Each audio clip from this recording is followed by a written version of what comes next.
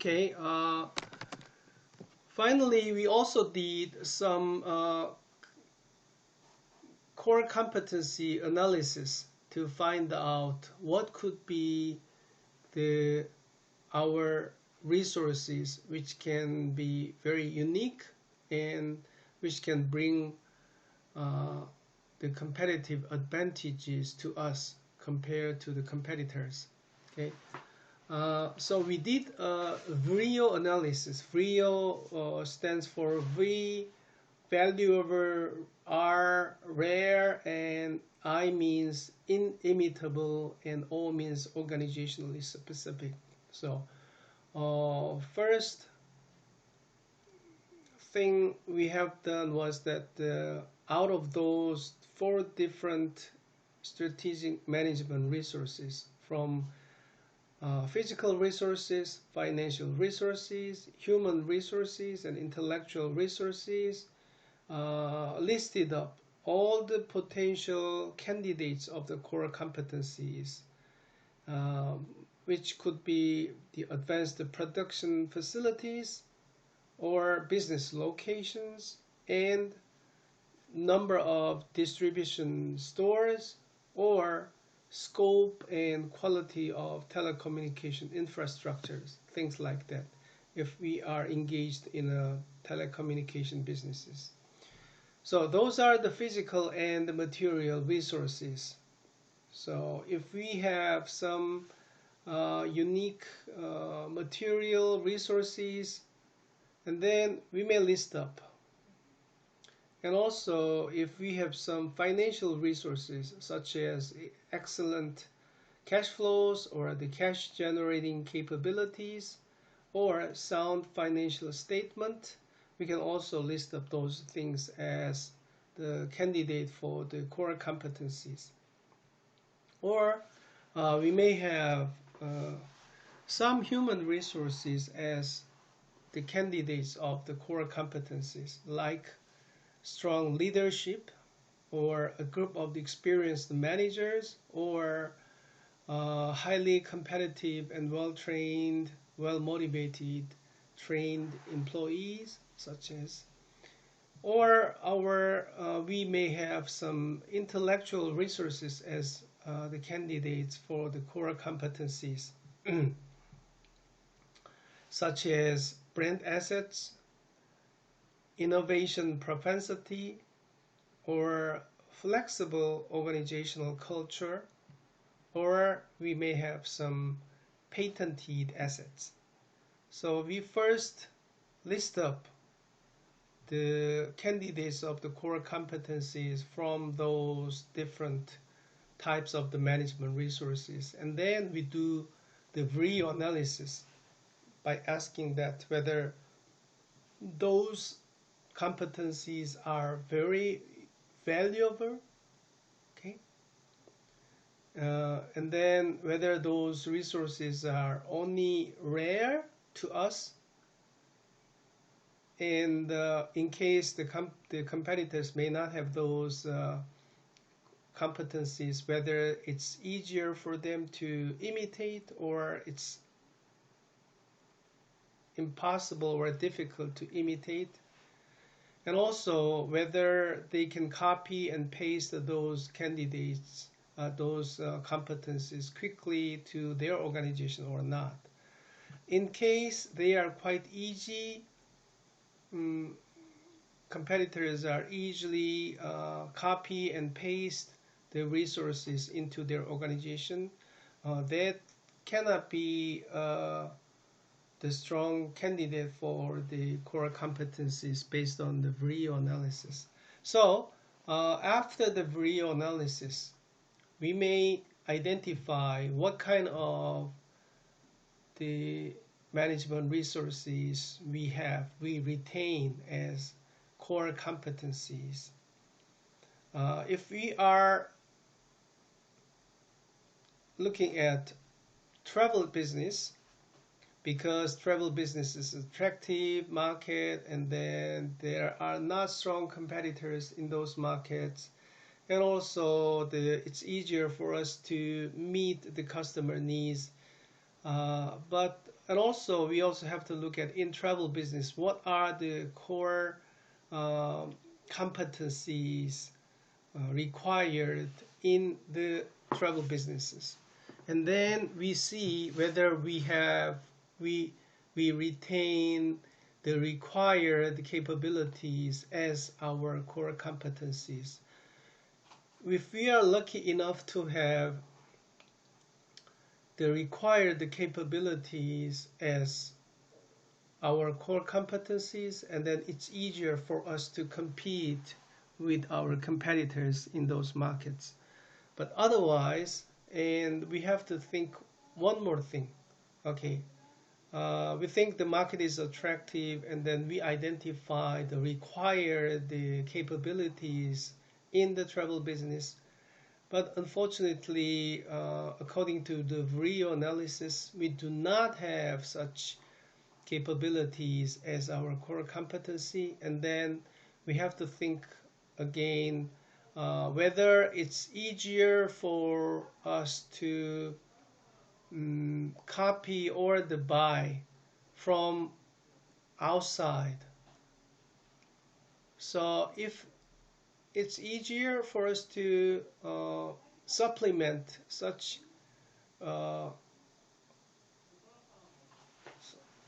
resources as our core competency quite easily, and then we may acquire outside company, or we may have a strategic alliance with them. But otherwise, and even though we identified some deficiencies, but it's difficult for us to get a supplement from the outside entities, and then we have to be very cautious in entering this market because we don't have any core competencies required in those markets. Okay, based on the results of the 4 analysis we have done, travel business is chosen as top investment priority, right? Okay. We did 4 analyses, and then based on the results of each of the 4 analyses, travel industry is chosen as top priority because in travel business the market is attractive, and then the competition is not strong, and it's easy to satisfy the customer needs. And then finally our company has the relevant core competencies required in the travel businesses. Okay, that's our strategic priority in our investment. In travel business, we may decide to significantly increase our resource allocations or resource injection rate. So we may have already invested in those 4 different business sectors, and now we would like to rebalance our investment weight because the travel business is chosen as top priority, and we may significantly increase our investment in those areas. And then the second business which have chosen as our investment priority is shipbuilding, right? Shipbuilding industry market is attractive, and even though the competition is very strong, that's a negative sign to us. And also, it's very tough to satisfy the existing customers' needs in the shipbuilding industry, and that's also a negative sign to us. But fortunately, we have some core competencies required in the shipbuilding industries. So even though the market is not that favorable in all the aspects, we have some good news we have some good reasons to increase the investment in the shipbuilding industries because the market is attractive. Maybe the market is growing so fast, or the size of the market is big enough, and then we have core competencies to compete with the competitors. So we may conclude that we will increase our investment in the shipbuilding industries, and we can decide shipbuilding industry is our second priority to increase our investment. And then also we may, based on our analysis, we may decide that the automobile industry is the industry we will slightly decrease our investment because the market is not attractive, and also it's very tough to satisfy the customer needs, and we do not have the relevant core competencies in the automobiles. The only reason we keep our investment in those areas is the competition is not fierce. So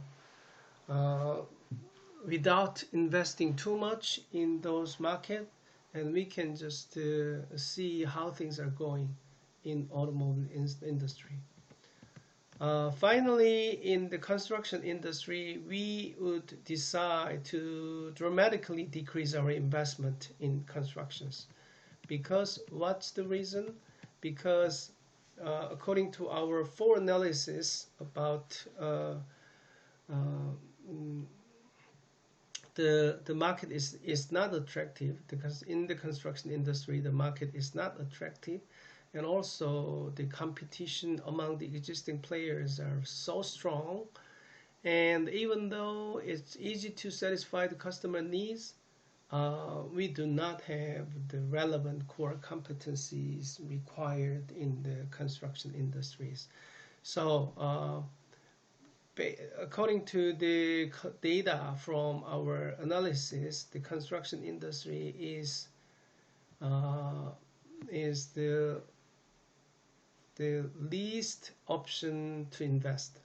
So we may conclude to dramatically decrease our investment in the constructions. So according to those four strategic directions, we from those four different analyses, we may rebalance the resource injection rate as follows.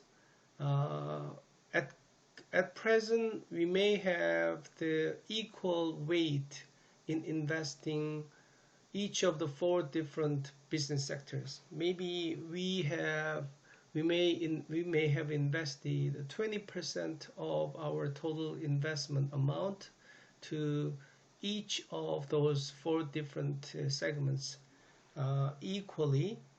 But according to our analysis, and then according to our new strategic directions, we may adjust our resource injection rate. So in travel business, we may increase our current investment of 25% to 35% by 10% point. And then we may slightly increase our investment in shipbuilding industries. That may result in the 5% point increase of our resource injections from 25% as of now to 30% in the near future. And in the automobile industry, we may slightly decrease our resource injection rate from the 25% at present to 20% in the near future. So we will decrease the investment rate by 5% point. And in the construction industry, we may decide to dramatically decrease our investment from 25% at present to 15% in the near future. So we will decrease our investment by 10% point. Okay. So once we decide our strategy, especially that's about rebalancing the investment portfolios, so that's the result of our the analysis and the new business buildings. And that's about rebalancing the business portfolios. Okay, and at the individual level, you may also decide where we will increase our our energies or our times.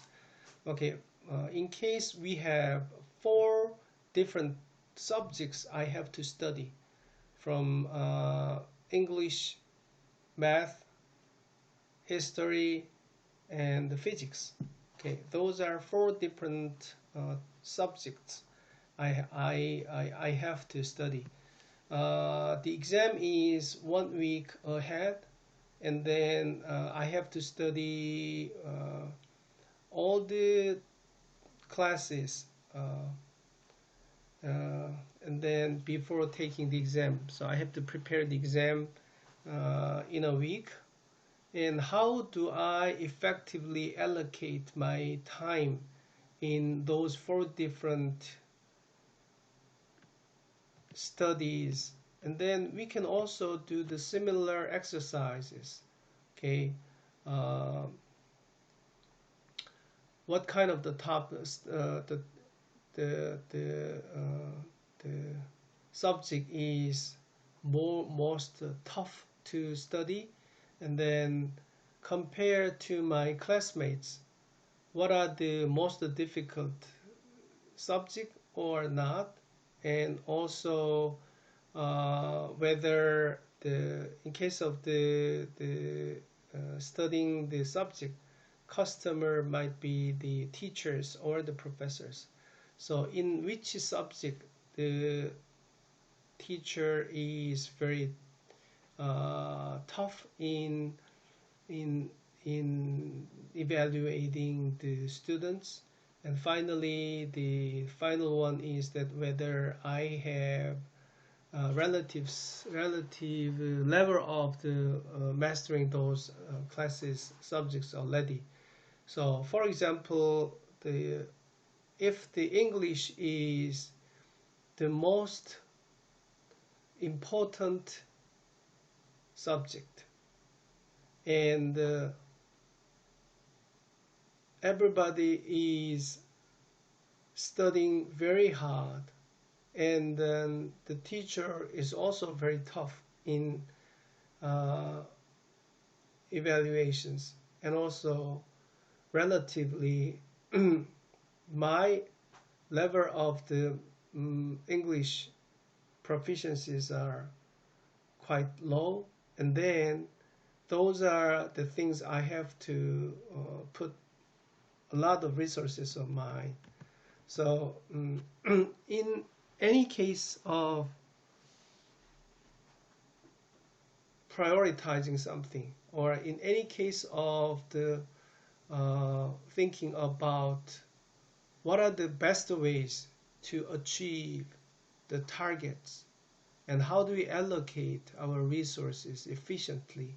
And if you are in those situations, whether that's the building the business strategies, or whether it's building the time allocations, or whether you will spend your money in a lot of different ways, and then those kind of the building the business strategy exercise might be quite useful. Okay.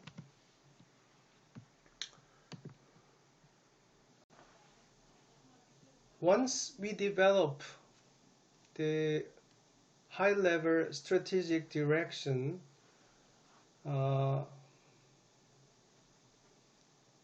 which was chosen based on the analysis, and then now we will go 1 level deeper, okay, developing detailed strategies. So those could be the example of the developing the strategy 1 level deeper. Okay, if according to our analysis, we may decide our top priority strategic direction as increasing market share of our business by 10% points in travel business, right? That's we have already decided in this slide, right? We chose the travel business as significantly increasing our capital injections, and travel is the future of our business. So those are the top priority, our strategic directions, right?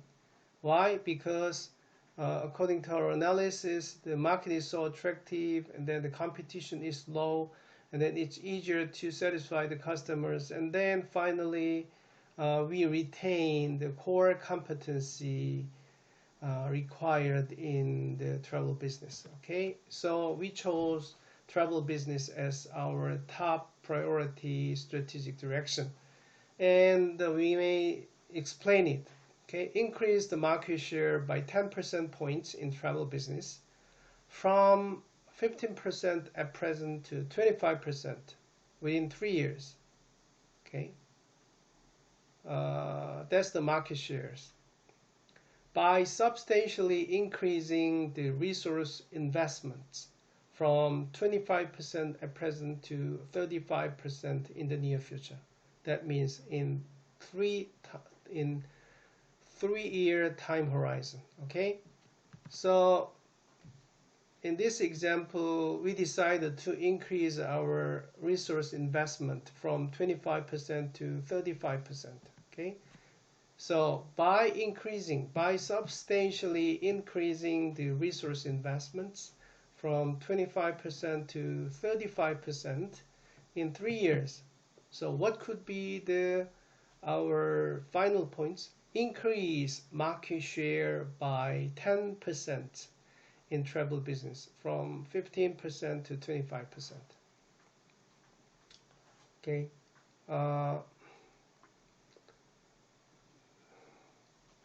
And then, okay, it's good that we decided that the travel business is our top priority. And there's another question. Okay, how do we increase our market share by 10% in 3 years?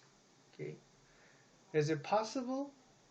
And what are the ways to increase our market share by 10% points in travel businesses? Okay, and then we will do the developing the business strategy exercise one more cycle again. So at this point, our target is achieving the market share of 25%. And then what's the current level of performance level? Right now, our market share in the travel business is 15%.